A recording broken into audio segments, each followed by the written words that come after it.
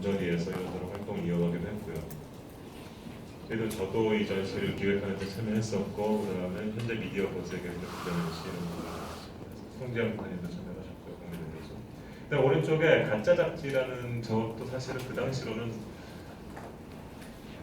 일종의 독립 잡지 같은 것인데, 홍은주, 김영재 디자이너가 거의 뭐 자비출판 비슷하게 학교 프로젝트 비슷하게 시작했던 거예요. 그게 주문 생산에서 받아서 만드는 것으로 만들어졌는데, 저기 이후에 사실 4호인가까지 나왔고, 어떤 독립 잡지 또는 그 이후에 그 역시 김영재 씨가 참여해서 만든 도미노 같은 잡지에 어느 정도는 어떤 뭐랄까 전사 같은 것을 이루는 다른 점에서 좀 중요하다고 생각합니다. 그게 2007년에 나왔고요. 2008년에 저희가 보는 것은 아까 형경한 기자들이 일단 저 가가린이 창성동에 있는 작은 서점이었는데 지금 이제 문을 닫았죠. 그 가가린이 일종의 중고 서점, 교환 서점이라고 하셨죠. 그 참여하신 워크룸도 참여하셨고 어느 정도는. 워크룸과 전시를 하셨던 갤러리 팩토리, 그 옆에 있던 카페 MK2가 같이 모여서 한 공간이었고요. 2008년부터 2015년까지 운영을 했고, 말씀하신 대로 원래는 중고 서점으로 시작을 했는데 어느 날부터 갑자기 우리가 이런 거를 팔고 싶다라고 하는 분들이 찾아오셨어요. 지금 이제 그분들을 독립출판, 소규모 출판 그렇게 부르는 얼리미티드 에디션의 주축이 된 그런 팀들이 자연스럽게 찾아오셔서 2008년에 이제 가가린도 만들어졌지만 그 미디어 버스가 주축해서 만든 아트선재 더 북스라고 하는 공간도 만들어졌는데요. 그 시발점에 있는 두 공간이 가가린과 더 북스였죠. 두 서점의 초점은 조금 달랐지만 어느 정도 공유하는 부분이 있었을 거야. 약간 오프라인의 공간, 오프라인에 존재하는 서점이고, 더 북스는 이제 미술관의 일부다 보니까 조금 더 예술 서점의 성격이 좀 강했던 반면에 가가린은 좀 더 지역 서점 같은 느낌이 있었죠. 최소한 겉으로 드러나게. 그렇게 해서 이제 여기서 저희가 주목하는 것은 저희가 보고 있는 그래픽 디자인의 흐름과 그러니까 어떤 일부 그래픽 디자이너들의 움직임이 되겠습니다. 결국은요. 그다음에 2000한 8, 9년 이후에 약간 지금까지도 어느 정도 지속되고 있는 독립 출판의 흐름, 이른바 독립 출판 또는 소규모 출판. 그다음에 뭐랄까요, 그러니까 지역 오프라인 서점이랄까요, 그러니까 서점 유통, 책을 만들고 유통하는 어떤 작은 그런 공간들, 공동체의 시작이 대충 한 이 시점이었던 것 같아요. 그래서 말씀을 드리는 것이고, 그래픽 잡지가 지난 10년 동안 꽤 중요한 역할을 했는데, 예를 들면 2008년에 저기 스몰 스튜디오 특집부라는 것이 시작됐는데, 슬기아민, 그다음 그런 적이 있었나요? 네. 저 때만 해도 스몰이었기 때문에. 네, 스몰 스튜디오 지금도 근데 어떤 소규모 스튜디오라는 흐름의 첫머리에 있죠. 사실 저 잡지가 그래서 규정했고, 규정한 거죠. 이 지금 어떤 보도 자료를 보시면 이 전시도 소규모 스튜디오의 10년을 돌아본다는 그런 말이 있을 걸로 아는데, 글쎄요, 저희가 생각할 때 그게 자체가 뭐 어떤 정체성으로 규정할 것은 아닌 것 같지만 그냥 중첩이 되죠. 소규모 생산단이라는 것과 그다음에 지난 10년 동안 좀 더 늘어졌던 디자인 활동들이 중첩이 된다는 점이 좀 중요한 것 같습니다. 그 다음에 위에 있는 두 사진은 사실 연관된 현상으로서 약간은 전 대안학교라는 말을 쓰기 싫고요. 일반적인 제도 디자인 학교 밖에서 일어났던 자치적인 교육 활동 또는 뭐 약간의 좀 성격이 다른 교육 활동 같은 것인데, TW라는 것은 그 당시 단국대학교의 학생들이 자치 동아리들이 몇 개가 연합해서 타이포그래피 워크숍이라는 형태로 만들어졌던 건데, 그 2008년에 시작됐죠. 거기서 신동혁, 신혜요, 신덕호 이런 디자이너들, 장수영 이런 분들이 다 활동을 했고, 그런 분들을 배출한 온실이 됐죠. 근데 이 TW의 특징은 거의 단국대학교 안에 공간이 있었지만 학교와는 어떤 특별히 제도적인 관계는 없고 순수한 자치 활동이었다는 거죠. 학생들이 스스로 조직해서 스스로 자기들이 멘토를 찾아다녀서 초대하려 하기도 하고 이런 활동이 이어졌다는 점이 좀 흥미로웠습니다. 그리고 오른쪽 상단 오른쪽에는 사실 디자인 리서치 스쿨이라는 것이었는데 이것은 뭐 이런저런 계기를 통해서 만들어진 아마 이제 국가 지원도 받고 해서 만들어졌는데 몇 차례에 걸쳐서 이어졌는데 조주현 씨 시민문화 네트워크 티팟을 운영하신 조주현 씨 그다음에 박해찬 현재 동양대 교수 두 분이 주축이 돼서 했죠. 근데 이 디자인 리서치 스쿨을 거쳐간 디자이너들이 지금 활동하고 있는 분들이 꽤 돼요. 그래서 나름대로 약간 의미가 있다고 생각합니다. 홍은주 이런 분들이 거쳐갔죠. 이제 어쨌든 이게 2008년이었고요. 2009년에 넘어오면 그래픽에서 셀프 퍼블리싱 이슈라는 것을 특집보를 내는데 이것은 디자이너들이 스스로 뭔가 책들을 출간물을 만들어내기 시작하는 흐름을 짚어보는 거였죠. 그거가 연관된 사건들인데 2009년에 있었던 것들인데 가운데 위쪽에 있는 사진이 진심이라는 행사에서 그게 미디어 버스와 연관이 되죠. 미디어 버스에서 열었던 무슨 진 만들기, 그러니까 잡지 만들기 워크숍 이런 거랑 관련된 적이 있고요. 그래서 그것들이 전시의 형태로 만들어졌었고 그다음에 북소사이어티에서 그러니까 그 당시 미디어 버스였죠. 그러니까 북소사이어티 행사를 했죠. 일종의 독립 출판 페어랄까요? 무슨 포럼이랄까 그런 한시적인 행사를 열었고 이것이 훗날 그때 북소사이어티라는 서점으로 이어지는 계기가 됐고요. 그 다음에 오른쪽에서 보이는 언리미티드 에디션이라는 행사가 이때 1회가 열렸죠. 언리미티드 에디션에 대해서 간단히 너무 유명한 행사라서 올림피드 에디션은 2009년에 1회가 열렸고 작년에 7회가 열렸는데 그 사이에 그 사이에 행사의 규모의 그 변화를 보면 1회 때 제가 기억하기로는 총 연인원이 왔다 갔다 하는 연인원이 900명으로 알고 있어요. 근데 작년 7회 때가 13,000명이었죠. 맞나요? 포스터 언니까지 합치면 18,000명이고 언리미티드 에디션만으로 13,000명이었는데 몇십 배인지 헤아릴 수도 없을 정도로 성장을 했죠. 그러니까 뭐 서울시장에 다녀간다든지 뭐 이런.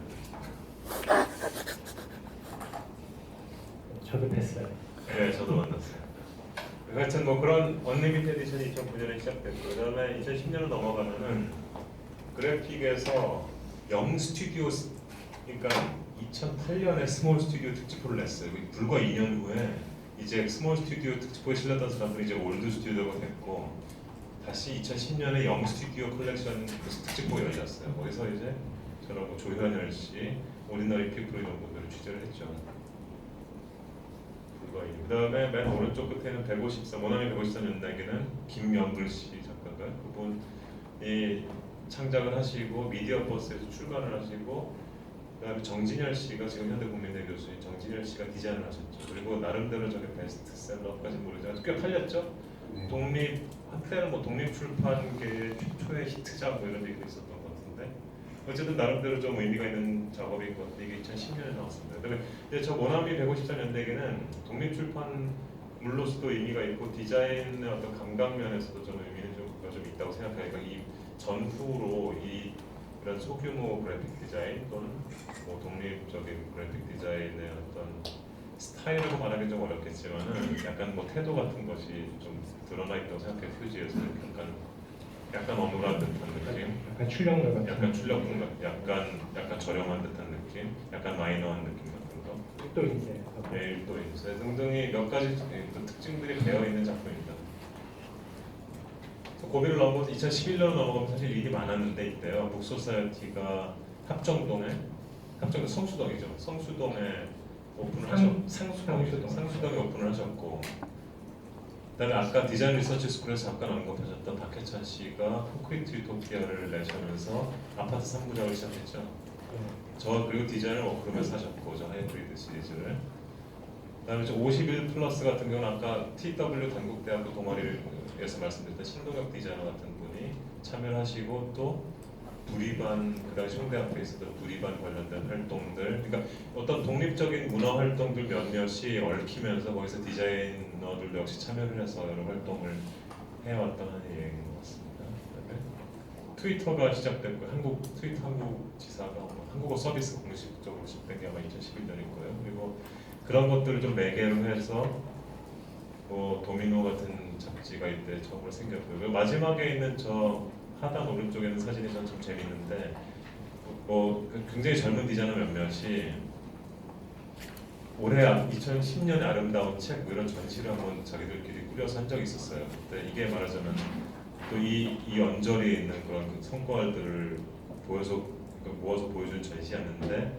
이 전시 자체가 마치 그러니까 자기들끼리 그냥 자기들이 좋아하는 전시들을 작품들을 모아서 한 전시였는데도 느낌은 마치 한국을 대표하는 아름다운 책들을 이렇게 선정한 듯한 네. 그런 모습을 또 논란을 일으켰죠. 좀. 뒷말이 많았죠. 네. 그 제도권에 있는 북 디자이너분들께서 굉장히 불쾌함을 노골적으로 표시하신 전시. 네. 그러면서 약간의 색깔을 드러낸 그런 전시인 것 같기도 하고요. 저기 석교예술센터에서 한번 있었을 겁니다. 2012년으로 넘어오면은 왼쪽에 보이는 거는 디자이너 김영란 씨가 네덜란드에서 활동하시다 2012년에 한국으로 오셨어요. 김영란 씨는 앞에서 몇 번 말씀드렸던 그 그래픽이라는 잡지를 계속 해오셨고요. 근데 한국으로 오시면서 인생사용법이라는 전시에 참여하셔서 그 인생사용법의 전시장의 한 구석을 자신의 임시 작업실로 삼으셨죠. 쓰셨죠. 한두 달 정도 거기서 작업을 하셨죠. 실제로. 그다음에 오른쪽 위에 보시면 자율과 유행이라는 책이 있는데 일본은 앞에서 몇 년 전에 나온 적이 있어요. 2012년에 2권이 나왔는데 여기서 이 자율과 유행이라는 책은 프로파간다라는 출판사에서 그래픽 잡지와 함께 그래픽 잡지를 내는 프로파간다 출판사에서 만든 일종의 단행본인데 어떤 주어진 시기에 젊은 디자이너들을 좀 모아서 소개하는 책이죠. 이게 몇 년 만에 2권이 나오는데 여기에 디자이너들이 꽤 많이 들어갔죠. 제가 정확히 머릿수는 기억이 안 나지만, 그러니까 뭐랄까 제가 이 2012년에 이 자율과 유행 2권에서 재밌는 점은 그런 소규모 아니면 독립적인 개개인 디자이너들의 활동이라는 것이 처음에 2005-6년부터 시작된 것이 그냥 그걸로 끝나는 게 아니고 어느 정도 재생산되고 있다는 느낌을 갖게 한 거였어요. 새로운 디자이너들이 계속 출연하고 있다는 그런 느낌이었죠.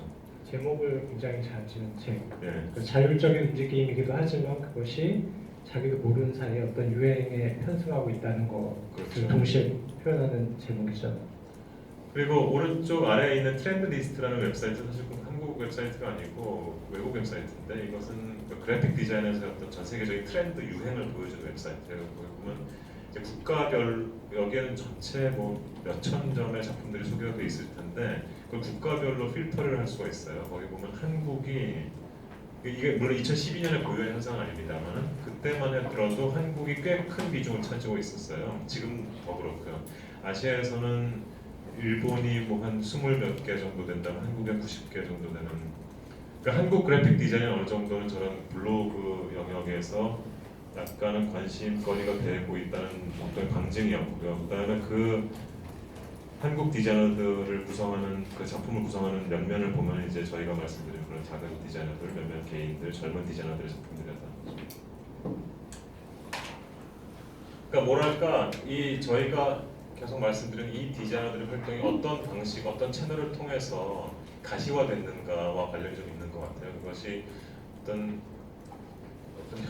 단체로 조직화된 적도 없고 특별히 따로 모여서 무슨 그룹전 같은 걸 연 적도 없는데 그것이 블로그라든지 인터넷이나 SNS 같은 공간들을 통해서 서로 노출되고 서로 영향을 주고받으면서 이렇게 가시화되는 모습 같은 게 좀 특징적이었다고 생각합니다. 초기에는 이글루스 같은 블로그 플랫폼이 있었다면은 2010년 이후로는 뭐 트위터 같은 SNS가 그런 역할을 좀 해주기도 했고요. 2013년에는 약간의 어떤 제도적인 느낌이 좀 달라지는 그 타이포 잔치 2013이라는 일종의 타이포레비 비엔날레가 열렸었고 그 디자인을 맡았던 그 기획은 제가 했었지만 그 디자인을 맡았던 프랙티스의 유윤석 씨가 저 슈퍼텍스트라는 아이덴티티를 디자인하면서 무슨 올해의 디자인상 같은 거 받으셨죠? 네, 월간 디자인. 월간 디자인에서 그래픽 부분 수상을 했고요. 윤석 씨 같은 경우는 사실 그 예일대 대학원에서 수학을 하셨는데 유학을 가시기 전에 안그래픽스라고 하는 가장 유력하고 메이저한 디자인 에이전시에서 탄탄하게 자기 커리어를 쌓아온 분이고 돌아오셔서 그리고 뉴욕에서 한동안 활동을 하셨는데 그때도 사실 브랜딩 전문 회사에서 계속 활동을 하셨어요. 돌아오셔서 하신 활동의 그 어떤 어떤 지금까지 보면 그래픽스나 혹은 되게 다국적 브랜딩 회사에서 커리어를 쌓았던 거와는 별개로 굉장히 문화적인 영역, 돈 안 되는 영역, 뭐 소규모 스튜디오의 영역 그런 식으로 활동을 하고 계시죠. 그 궤적만 봐도 좀 흥미로운 것 같아요. 그 부분에 약간의 부연 설명을 드리자면 저희 전시 소개글에도 써있긴 합니다만은 저희가 지금 들여다보고 있는 그런 디자이너들의 활동이 거의 대부분 이른바 문화 영역에 집중되어 있다는 거죠. 예를 들어 뭐 미술 전시회를 위한 홍보물의 디자인을 한다든지 미술관 웹사이트, 아이덴티티, 뭐 어떤 문화 페스티벌, 문화제의 어떤 컨셉의 그래픽 디자인 등등이 상당히 아니면 약간 소규모 출판물 이런 것들이 큰 비중을 차지하죠. 과거에 그래픽 디자인 회사 스튜디오들이 주로 수입원으로 삼았던 기업 애니얼 리포트라든지 아니면 뭐 통신회사 브로셔 이런 것들이 한편으로는 선택에 따라서 디자이너 자신의 선택에 의해 배제되기도 했고요. 또 한편으로는 뭐 그런 것들을 하고 싶어도 할 수가 없는 어떤 상황, 업계와 경제 상황 같은 것 때문에 어쩔 수 없이 어떤 틈새 시장으로서 남아있는 그런 문화 영역에 디자이너도 진출하게 되는 측면도 좀 있다고 생각해요. 그 부분은 사실 조금 더 이제 깊이 여러 팩트들을 좀 들여다보면서 이야기를 해야겠지만 어쨌든 결과적으로 지난 10년 동안 이런 두각을 나타낸 디자이너들의 활동이 상당 부분 문화 영역에 치중해 있다는 것 자체는 좀 주목할 만하죠 사실. 거기서 약간은 조금 벗어나는 또는 다른 단서를 보여주는 게 예를 들면 저 JTBC 아이덴티티 같은 거. 물론 JTBC 방송국이니까 넓은 의미에서 어떤 문화 영역에 속한다고 볼 수도 있겠습니다만 저것을 디자인한 이재민 FNT는 저희가 저 작업을 약간 재밌게 보는 이유는 어떤 그런 소규모 스튜디오 독립 디자이너의 감성이랄까요? 그런 접근법을 어느 정도 유지하면서 그런 이른바 기업 영역의 작업들을 한다는 거죠. 그러니까 최근에 현대백화점 관련된 그래픽 디자인 한다든지 저는 그런 부분이 시사하는 점이 꽤 크다고 생각합니다. 그리고 아까 잠깐 말씀하셨는데 이제 저희가 말씀드린 뭐 워크룸스, 스튜디오아민 뭐 여러 디자이너들 근데 저희가 지금 이 그래픽 디자인 서울 2015에서 다루는 주요 등장 인물들의 궤적을 살펴보면 사실 꽤 다양한 편이에요. 그러니까 한편으로는 안그래픽스나 홍디자인처럼 전통적인 그래픽 디자인 명가랄까 스튜디오 큰 회사들 출신들이 있죠. 형진 씨도 그 중에 하나고 뭐 안그래픽스 출신이시죠. 뭐 윤석 씨도 그렇고 네. 그다음에 저는 추궁하시는 거죠. 아니 저는 인터넷 무슨 쪽에서 일을 하다가 넘어온 사람이고 웹 디자인 같은 거 좀 했었고요. 2090년대 말에 저같이 웹 디자인이나 뭐 프리첼 뭐 이런 쪽에 있던 넘어온 디자이너도 있어요. 또 일부. 그다음에 아예 젊은 디자이너도 있죠. 그 말은 그 2000년대, 90년대 후반하고 2000년대 초반에 뭐 닷컴 버블에 영향을 받아서 작업을 시작했던 디자이너들 혹은 안그래픽스나 홈디자인 같이 전통적인 빅 에이전시, 큰 에이전시들 그런 데서 나온 디자이너들한테 이런 활동은 사실 선택의 영역에 남아있으니까 우리는 이런 걸 하지 않고 저런 걸 하겠다라고 하는 선택의 영역이었다면 그 이후에 나온 뭐 자유가 유행에 실렸던 디자이너들이나 뭐 더 영 스튜디오 그 특집호에 실렸던 디자이너들한테는 그런 선택지가 남아있지 않은 상황이 돼버린 거죠. 빅 에이전시로 입사할 수도 없고 사람들 뽑지 않으니까 이제 뭐 닷컴 버블이라고 하는 건 흔적도 없이 사라져버리는 상황. 그래서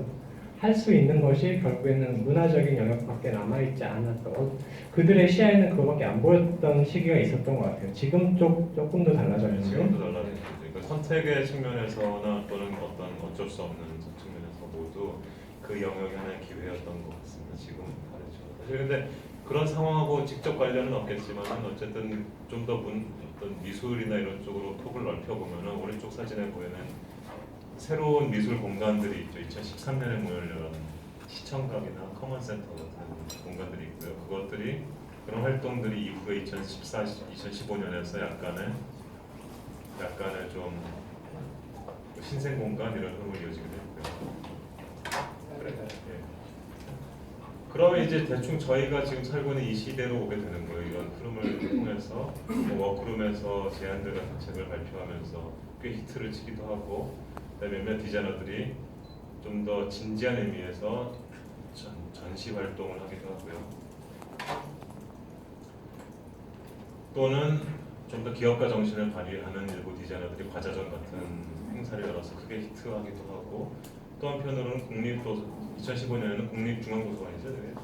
거기서 독립출판 관련된 행사가 열리기도 하고, 그다음에 역시 더 작은 디자이너들의 스튜디오들을 또 한 번 엮는 전시 엑스트라 스몰이지, 이제 스몰이라는 스튜디오라는 것도 모자라서 엑스트라 스몰 스튜디오라는 그런 전시가 열리기도 했고요. 그러니까 우리가 점점 작아지는 쪼그라드는 거죠. 네. 네. 그 와중에 약간 희망이랄까, 햇빛 서점 같은 거, 이렇게 햇빛이죠, 빛이죠. 국내 서울 최초의 동성애 게이 전문 서점, 역시 디자이너들이 주도해서 만든 서점이 되겠습니다. 그래서 이게 이상하게 대충의 흐름인데, 이런 것들을 저희가 어떤 배경에 깔고 이 전시를 시작을 했어요. 근데 다만